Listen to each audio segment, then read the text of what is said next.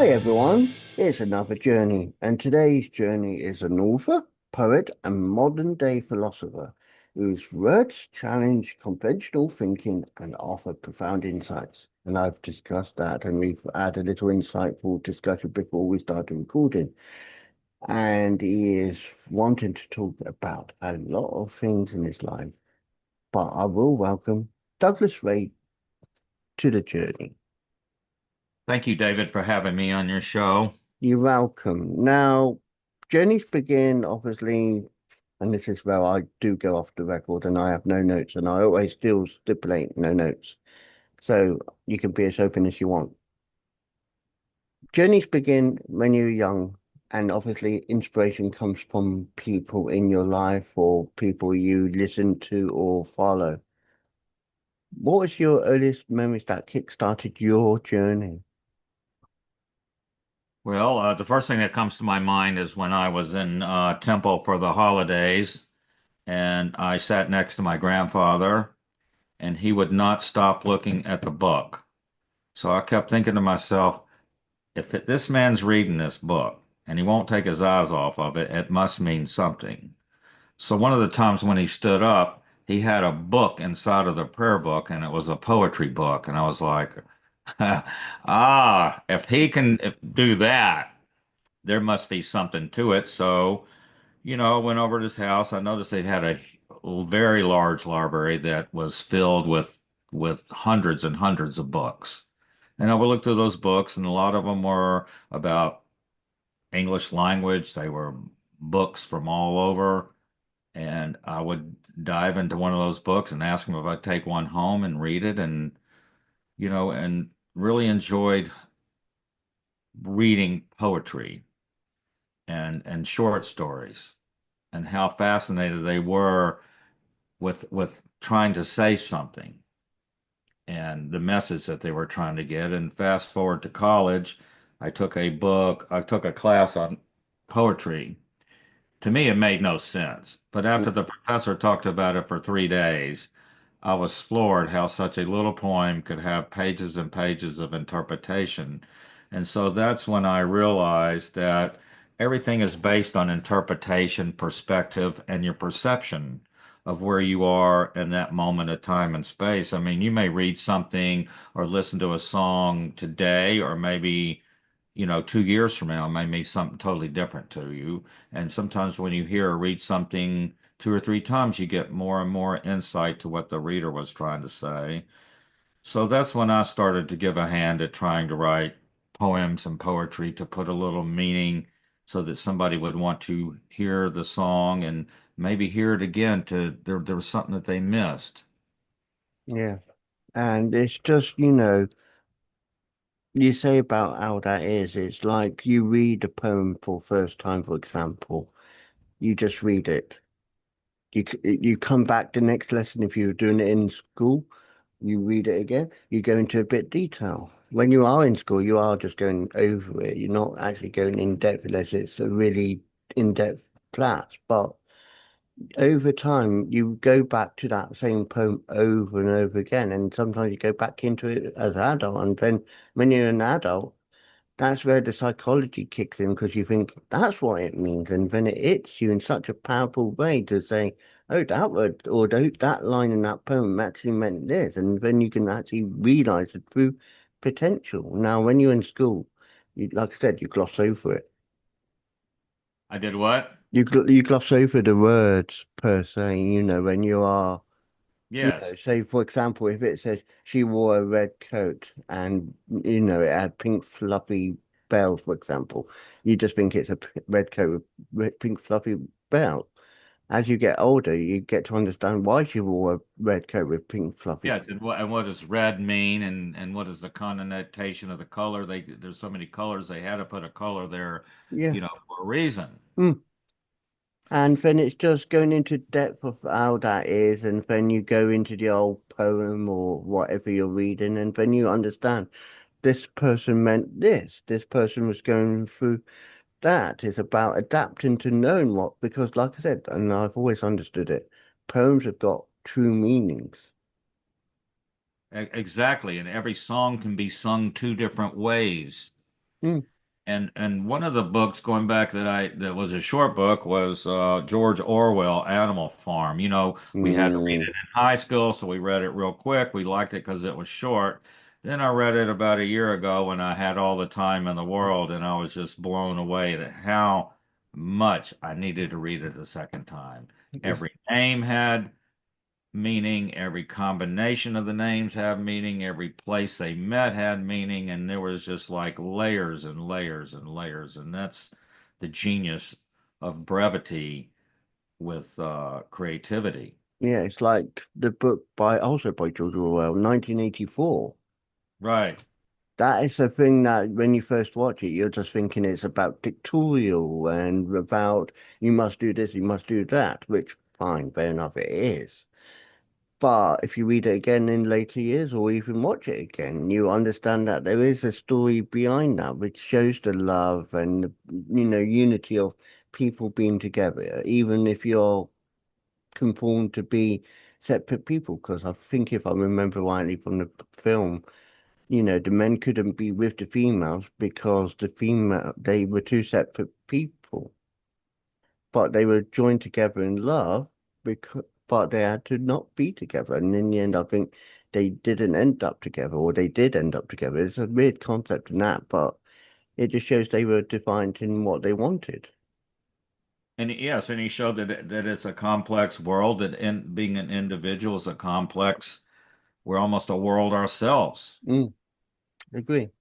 And he would combine these combinations of different people. Anyway, just an example of how we would read something and then years later read it again and find something out of it. And I guess that's what I would really like to do with my songs and my writings.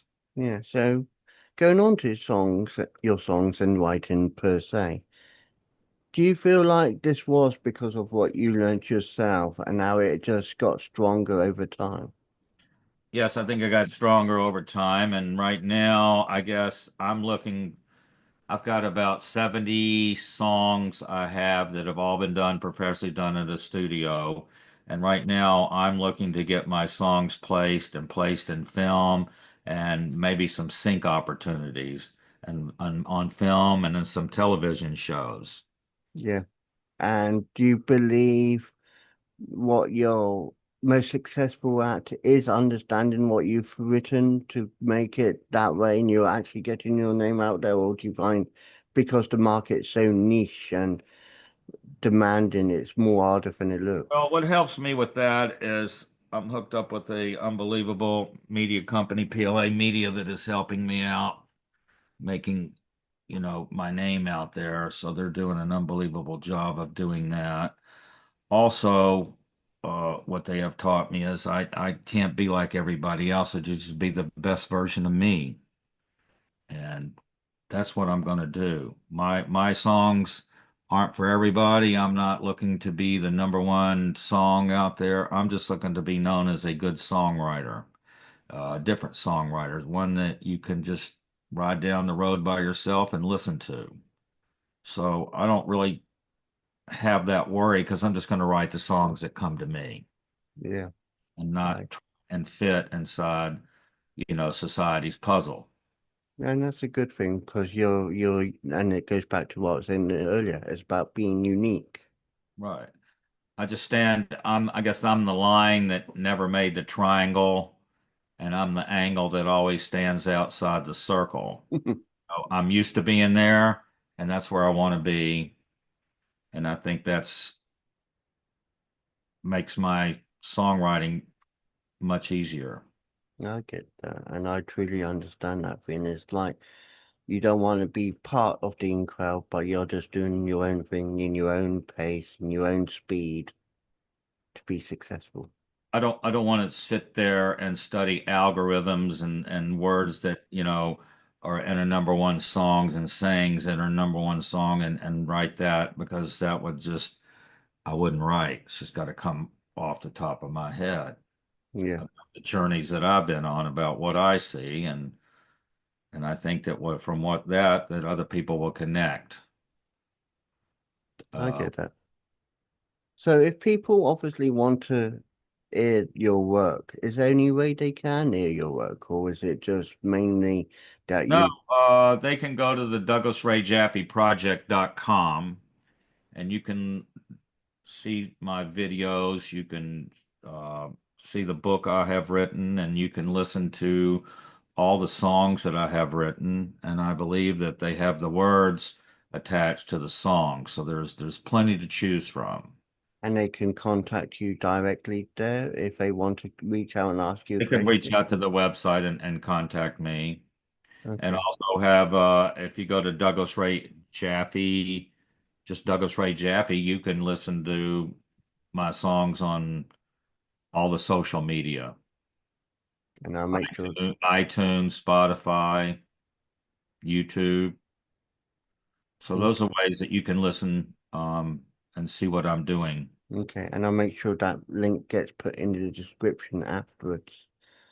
But one last question I like to ask, because I like how this is a condensed interview and it's a very powerful one when it is condensed. Do you believe that the future of our music is evolving? It going back to our music should be where there was feelings. Do you feel like there is a deep, meaningful way that has come full circle? With AI, Yeah, for example, AR.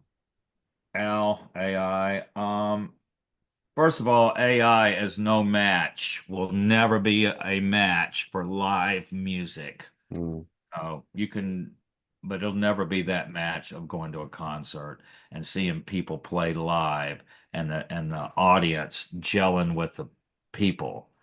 AI can never stand a chance to do that. AI opens the window to many opportunities. I've tried it. It's fun. You have to be extremely careful what you're doing. Um, it's good and bad, just like the internet can be good and bad, and TV can be good and bad. Um, I don't want to see it erase the power of intellect or trying to do something when you can just cop out and just go to AI. yeah, You know, that's where it is. But I mean, I guess AI, if something happened to somebody on the road and you needed to save a life, maybe there you could say, what do I need to do? There again, it could help save a life. So yeah. anything that could help save a life or make the future better, we need to it's progress with it. Mm.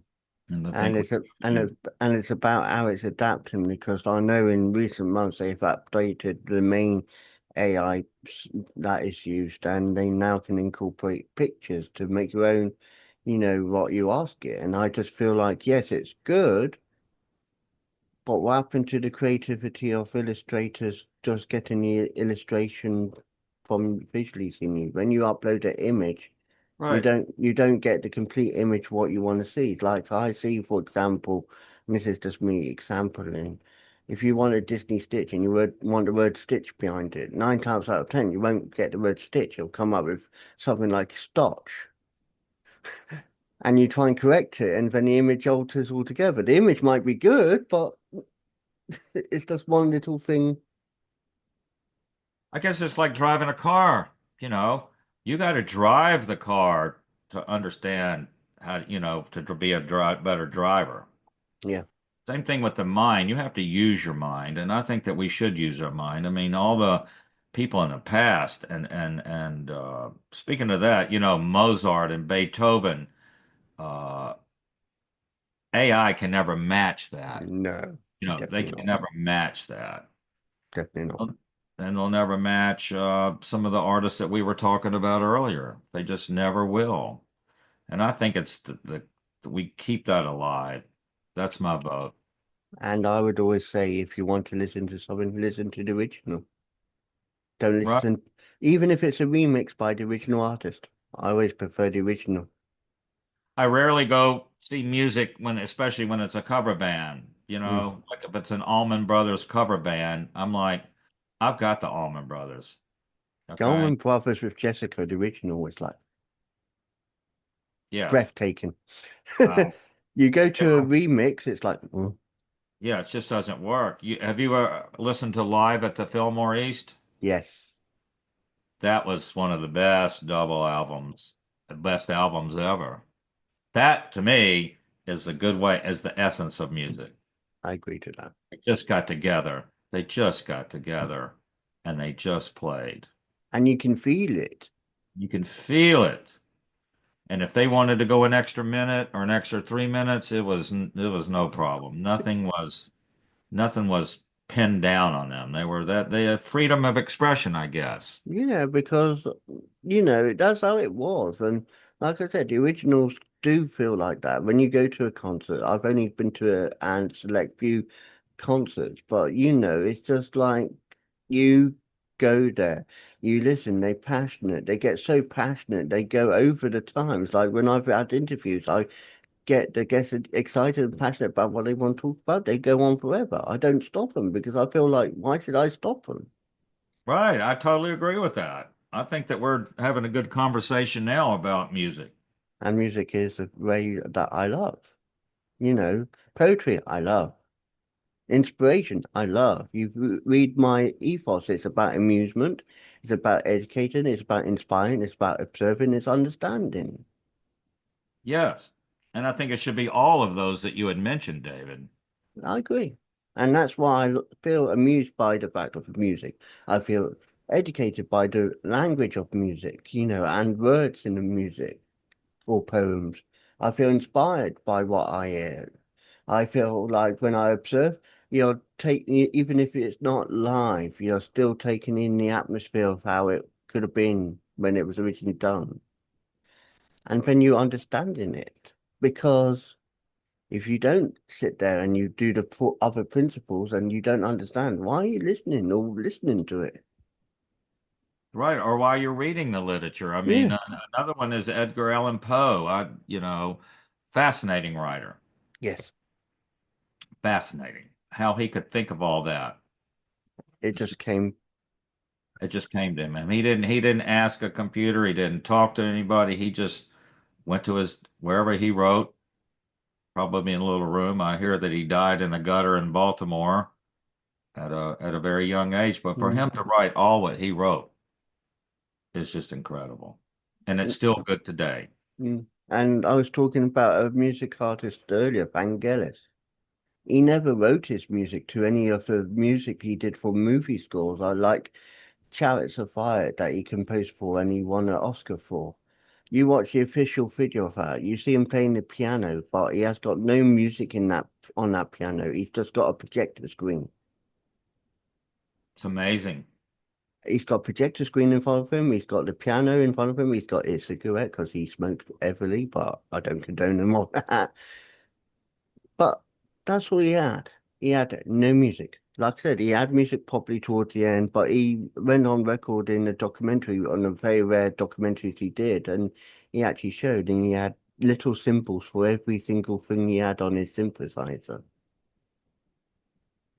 And I guess we're going back to how it original thought. It Yeah. was an original thought. Mm. It wasn't something that he had to ask somebody. Yeah, But I hope that music will continue the path that you and I are talking about. I agree. It can be more original and more uh, breathing Yes. room. and just listening and sitting back and enjoying what you're hearing Mm, without being rushed. yeah. Able to open up the mind, see different things in your mind, and have different interpretations about things that are going on. And I hope artists, and I say this to anyone who's thinking of doing music or even poetry, I hope that you carry on being passionate about what you believe in because you will get the results, even if it takes time.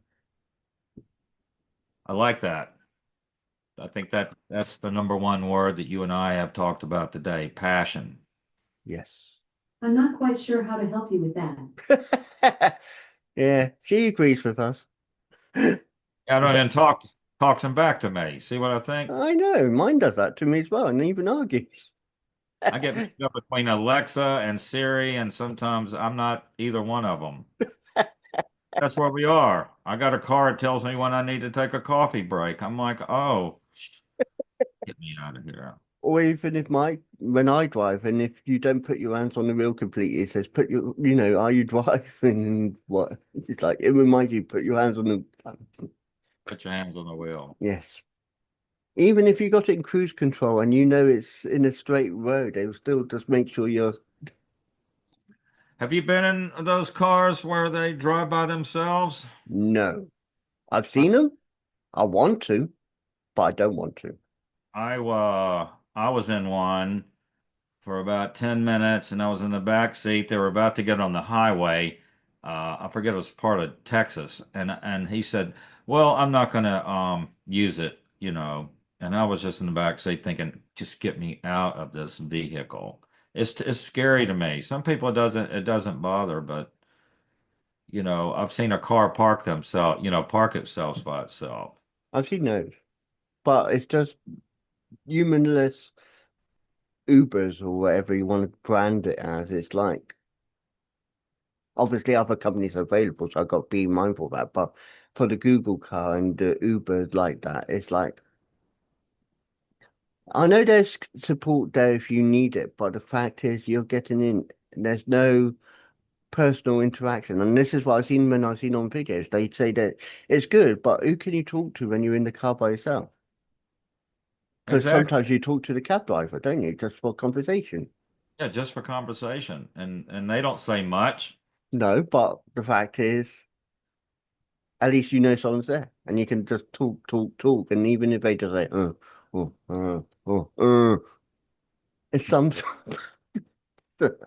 It's something. yeah, I think that we all need that interpersonal reaction. yeah, I agree.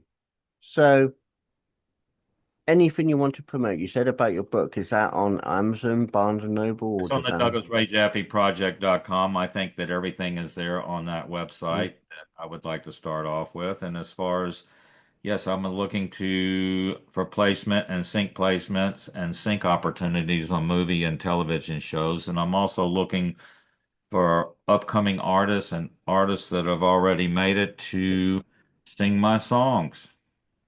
I agree. And you've already said the inspiration that I always ask people.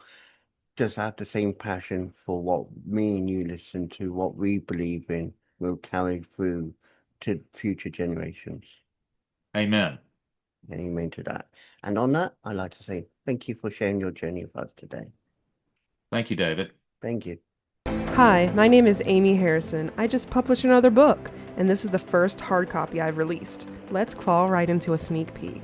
Hi, I'm my Galaxy Brat. Error. It is becoming clearer. Y'all probably think I'm annoying. Turns out they all just plain boring. I'm just being me, the realest version. Sweet on the inside, tell like it is on the outside. Yes, I embrace love, never hate. But honesty flies in my mouth like a dove. Be careful before it's too late. If you want to read more, visit the link in the description. Meow at you later. Parsons. The narrator is Kate Barton. Director and producer, Darren Street. Tim Parsons would like to thank family and friends for their support with the paramedic Chris venture. The series is dedicated to the memory of his father, Reverend David Parsons. Copyright Tim Parsons 2020, all rights reserved. Unauthorized use, copying or sharing of this audiobook is strictly prohibited. This has been a Voice Reel studio production for Tim Parsons. Oh, good afternoon, everyone. I've just been listening to the Paramedic Chris children's books on audio again, and I just love it because they've given a tribute in one of them to my dad as well, who passed away a few years ago. I love audio books, and it's great to walk around, and it's great to sit at the computer, if you're out jogging or wherever, to listen to them as well. All 4 of the Paramedic Chris children's books are available on audio book from Amazon. Go and take a listen to them. You won't be disappointed. You'll hear what happens when a community pulls together and supports one another. The best thing is to pop over to my website, paramedicchriskidsbooks.org, and you'll see the links on the shop page. Keep safe, everyone, and thank you for being you.